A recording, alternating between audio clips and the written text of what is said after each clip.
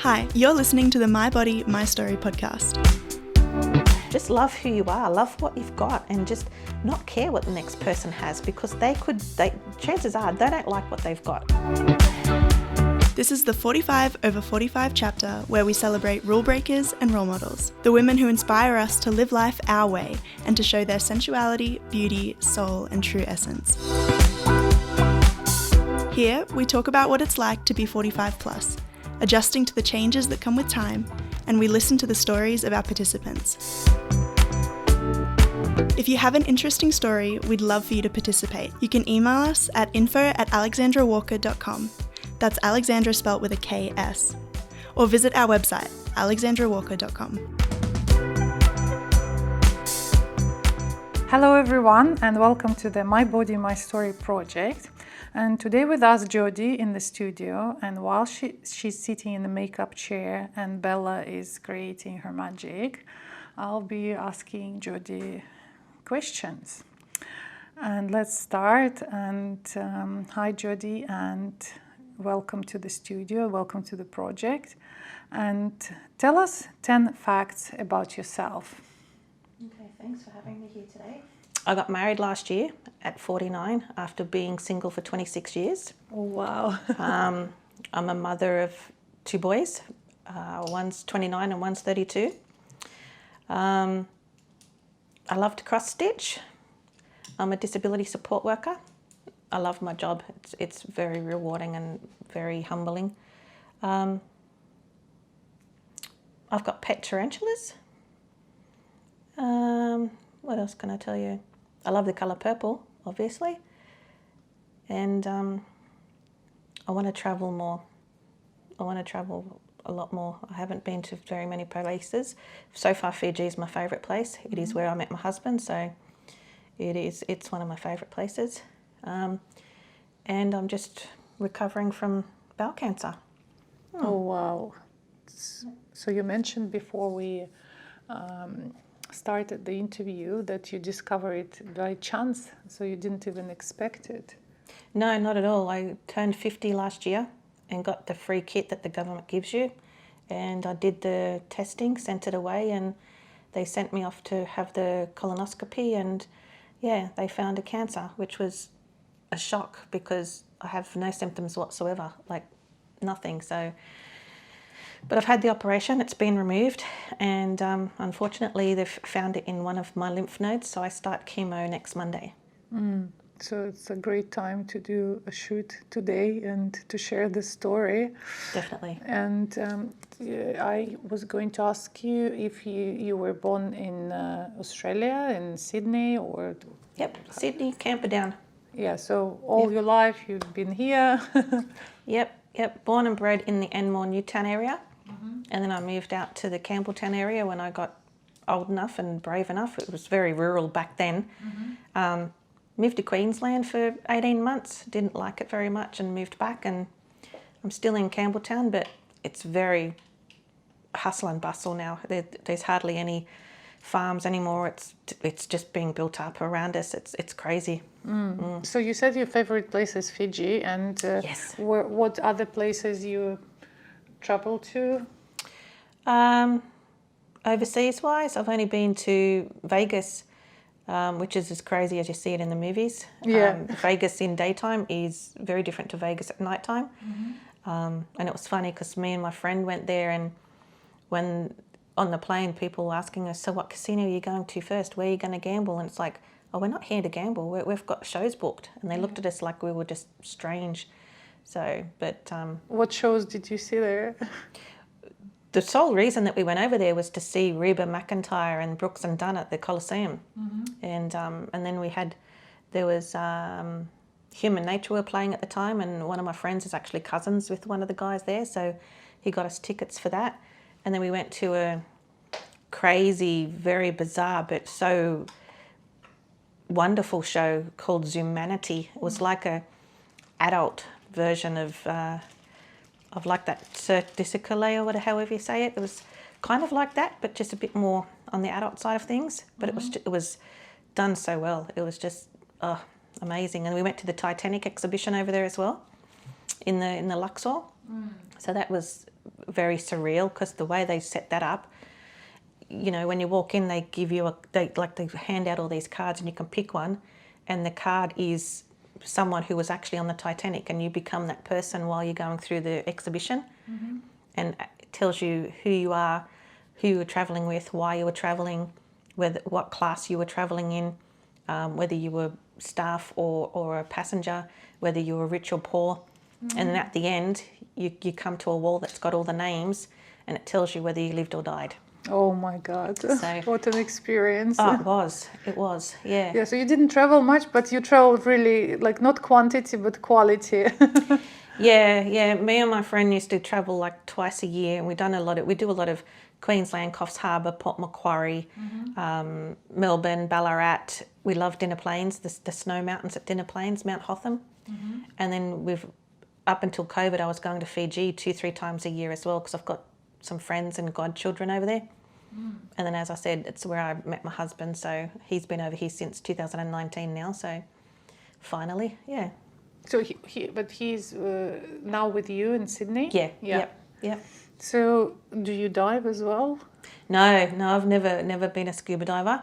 I'm not a real lover of water. I love being around water and on the water, but I'm not a real confident deep sea person. No, he said he'll take me one day, but we'll see how that goes, because he's over it now. He's been there and accomplished everything that he wanted to do, and he actually got an award not long after he came over here for being 25 years with the company that he's been diving with. So they sent him like an award and a certificate and a present kind of thing. So wow. Yeah.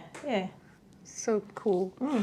Great. So in case we didn't name 10 facts, we probably will get to there by the end of the conversation. So let me move to the aging subject. And my next question is, what does aging means to you? It means I've been blessed, because it's been denied by a lot of loved ones that were unfortunately taken too soon.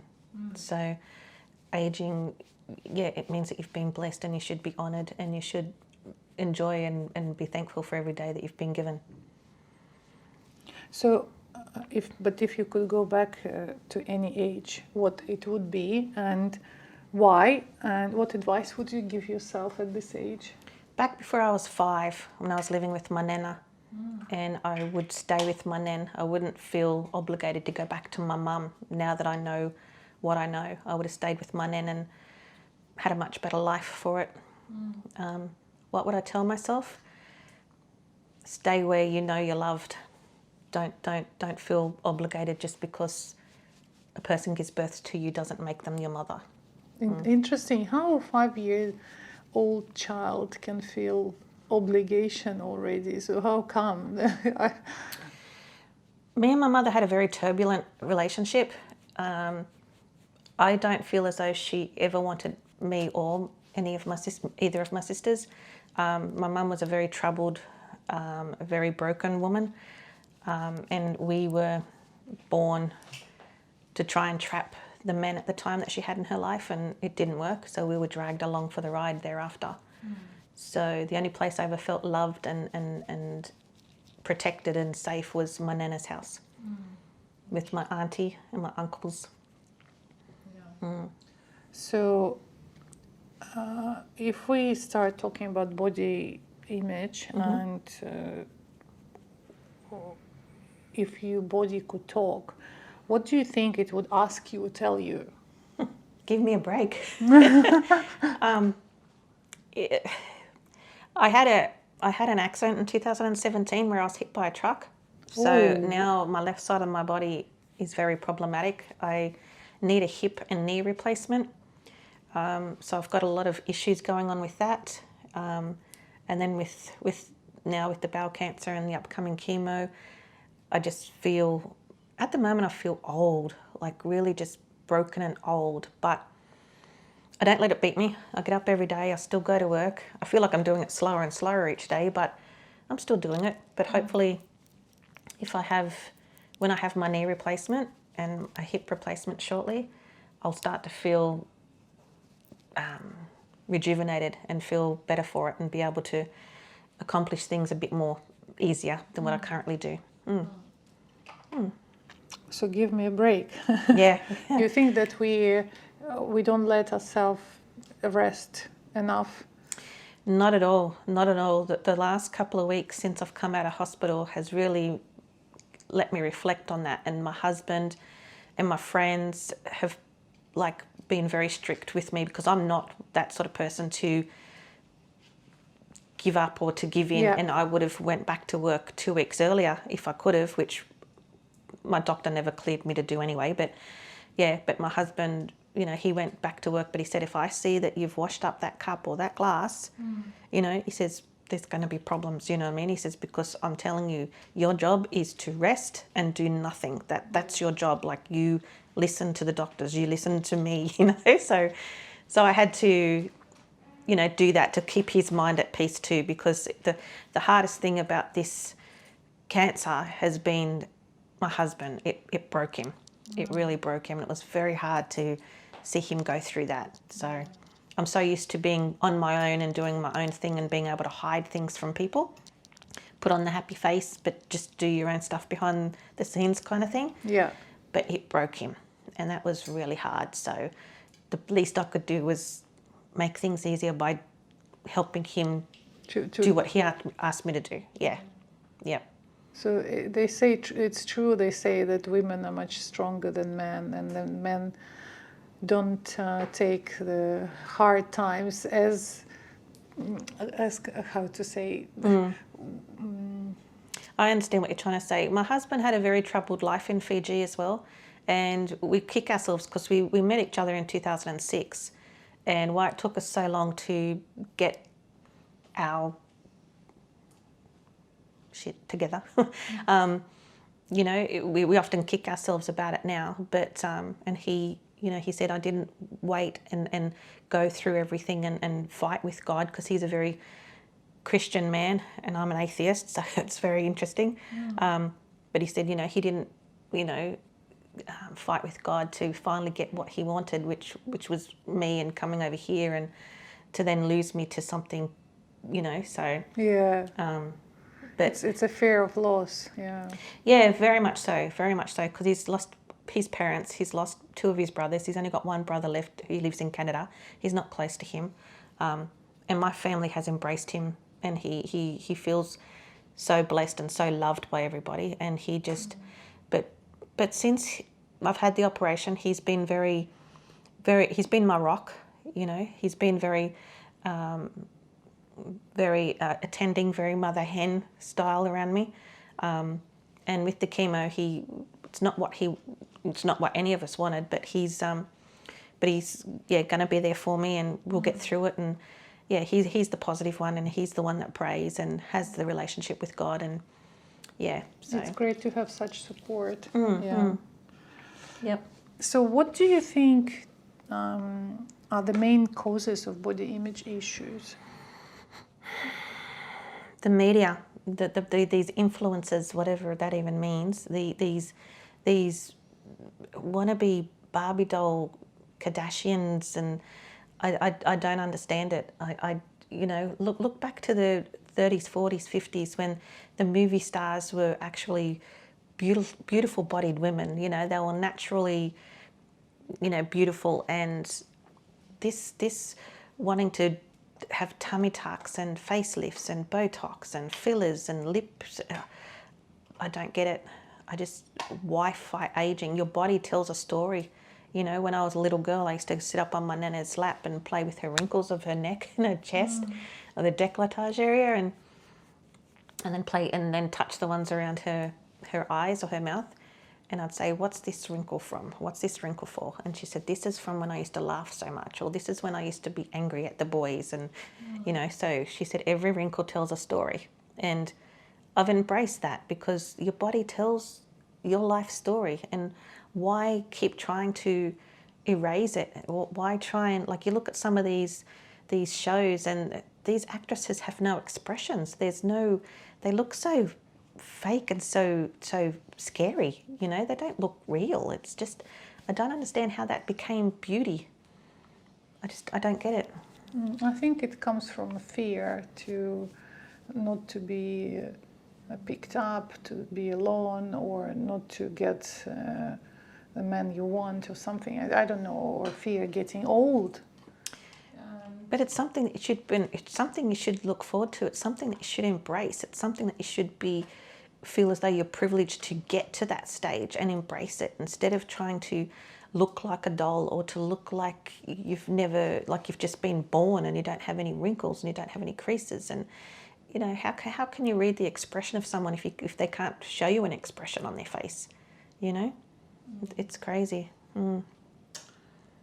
So how do you think negative body image can affect relationships? And I'm talking about all sorts of relationships, not only men, women, but friendships, mother-children, how it affects that. It can create jealousy, it can create worry, stress, eating disorders. It can create all sorts of problems, like you're not good enough, or you're too good, or you're fat shamed, you're skinny shamed. You know, it creates all sorts of problems. It's the biggest form of bullying in the world, really, because I mean, when someone's being bullied, they're being bullied for something about their body. You know, the hair, the weight, the skin, the race, the eyes, whatever it is. It's usually body related, and it's just such the biggest form of bullying. And it's just like, why can't we embrace our differences? Why can't we just accept that we're not all alike, and that's okay? Because I mean, we don't want to be clones, so why can't we just love each other for who we are? And jealousy will always be a thing. Like, someone's always going to have gorgeous blue eyes, or gorgeous legs, or really nice beautiful hair, or you know, so that kind of jealousy is okay. But to be jealous where you're going to actually go and bully them, or pick on them, or cut their hair on them, or something like that, it's horrendous. I just don't understand. Don't you think it also starts in school? Because I know that they say kids are very cruel, and you know how they Yes. Even I remember my time. Somebody was bullied all the time, one or another reason. I was bullied at school for different things and for various things, to the degree that I stopped going to school, and I ended up in therapy and everything. And it was about 3 or 4 weeks into it. I wasn't really talking much because I didn't see the point in the therapist. We were sort of talking a little bit, but not a lot. And then he said to me, "Why are they better than you?" And I said, "What?" He said, "Why are they better than you?" And I sat up off the chair and leaned forward, and I went, "They're not." And it was that penny that dropped. It was that penny that dropped. And that afternoon, I went and hunted every single one of them down, because they're always in a pack. Yeah. You know? Yeah. I went and hunted every single one of them down, one on one. And the biggest bully that was after me at the time at school, I couldn't find her. She had made my life hell every day for so long. And then when I wanted to find her, I couldn't find her. It took me over a week to find her. And I had it out with her in the main street of Reesby, where we lived at the time. And I just said to her, if she wants me, here I am. I'm ready to take whatever she wants to give me. She hasn't got her pack behind her now, so it's one-on-one. Let's go, but I'm done. I'm not going to be scared. I'm not going to live in fear, and I'm done. So give it your best shot. She didn't do anything.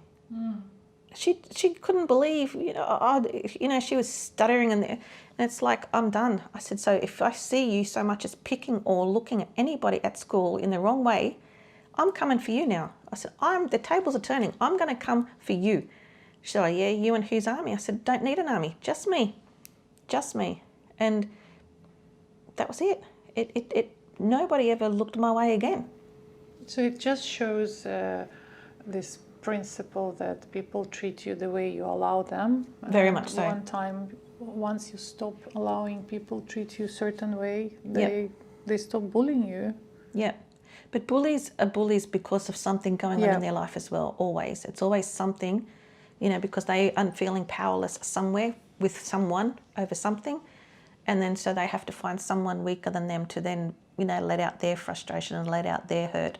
And it's just a vicious cycle. So yes, all this sort of stuff does start in school, but it starts in the homes. The parents are the ones that instill this stuff in their children. And it's, the parents need to be educated, the kids need to be educated. We need to learn acceptance on every level, especially today. there's so many different things and so many different families and so many different people out there today that we need to teach acceptance. Yeah, or if it's not acceptance, at least not bullying, you know, or fighting for being different. Yeah, we don't have to agree. You know, we don't have to agree. Just accept that that's that person for that reason, and that's it. That you don't have to be friends with them even. You don't have to like it, but just accept it and move on. Don't make it a big deal, and don't become a bully over it, and don't make their life hell for it. Yeah, give other rights to be different. Yeah. That's so. When you have any body-related issues or insecurities, we all have from time to time, what's your go-to method to deal with that? I don't worry about it. I am me. I've been me. I tried once, back when my first husband died. I was 23 years old. He died a couple of weeks after he turned 24. And I got it in my head that I wanted to prove him wrong, that I wasn't worthless, I wasn't everything that he called me. And so I paid for a personal trainer, went to the gym 4 days a week, busted my butt to get to what I wanted to be. And I succeeded, but I never lost any weight from my bust or my bum. And they were the two places I really needed to lose it. And it didn't happen. And so now that I had this trimmed and toned body, which was great, but it just enhanced my two parts of my body that I try and hide the most. Oh God. You know, so it was like, oh my God. So what have I done? Yeah, very much so. Very much so. And it's like, oh God, like, what's the point? So I just went back to just not caring, like just really not caring, because I'm enough as I am. And I don't care, literally, I do not care what anyone thinks or says about me, as long as I don't hear it. Because if you don't know me enough to have an opinion, you're not entitled to an opinion. And if you do know me and you have an opinion, well then talk to me about it, and we can usually, you know, but me and my friends and family, we're never negative against each other. We embrace all of our quirks and our craziness and you know, but yeah, so just love who you are, love what you've got, and just not care what the next person has, because chances are they don't like what they've got, and like, you know, so because they want to be, you know, a Kardashian, or they want to be an influencer, or they want to be the girl at the beach in the bikini that everyone's looking at. But, you know, I've never been that sort of person. I've never wanted anybody looking at me. I just want people to know me and accept me for me. And if they don't, I'm okay with that. It doesn't worry me. Yeah, that's why you decided to stay on your own for so many years, and just because I'm enough. And yes, everyone used to say to me, "You're going to be on your own forever. You're never going to find a man." And it's like, do I need a man? Why do I need a man? You know, do you even know what you want in a man? No, but I knew what I didn't want in a man, and that was a start. So if I ever met anybody and they were like that, you know, no, not interested. If they had 4 out of the 5 things I wanted, not good enough. I didn't need to settle, so I never had any intentions on doing so. And so no, it didn't faze me. Yeah. Excellent. You answered my question. What was the ways to bring yourself back to norm when you were younger? So you already answered that question. And my last one is, what is your favorite saying or quote about being a woman? Or maybe your own thoughts. Empowered women empower women. And the most powerful thing you can do as a woman is never need a man. Want a man, yes. Never need a man. Know that you're enough. You know, just embrace who you are and know that you're enough. Just be strong-willed, and just never be apologetic about being strong-willed or setting your own goals or aiming to achieve what you want, regardless of whether anyone else thinks that you should go for it or not. Be you. It's that simple. Just be you. Nicely said. Thank you, Jodie. Thank you very much for sharing your story today with us. And I hope you will have a great rest of the day and you will enjoy a photo shoot. Thank you. Thank you very much. If you have an interesting story, we'd love for you to participate. You can email us at info@alexandrawalker.com. That's Alexandra spelt with a KS. Or visit our website, alexandrawalker.com.